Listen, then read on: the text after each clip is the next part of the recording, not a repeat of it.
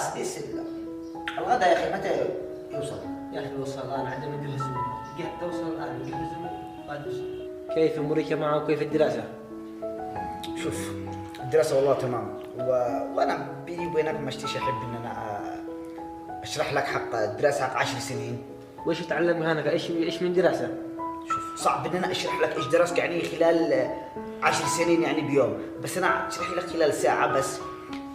والاصح ان انا اشرح لك يعني قبل الغداء ولا بعد الغداء؟ اشرح لي قبل الغداء، اشرح لي قبل لما تيجي الغداء، كذا نتواصل.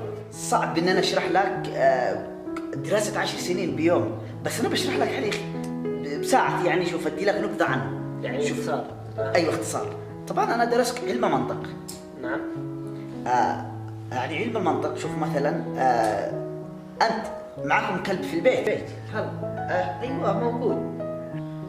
حلو، بما ان عندكم كلب في البيت اذا معاكم مسويين للكلب هذا حوش في البيت صح؟ نعم.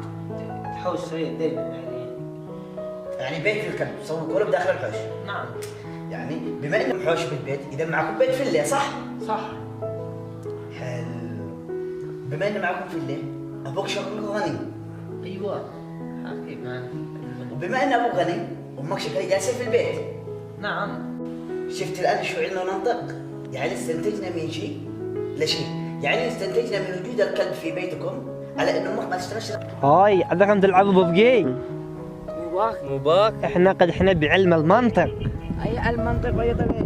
علمهم علم المنطق. مو علم المنطق. معاكم كلب بالبيت؟ لا ابش مع امتكم هنا انتم.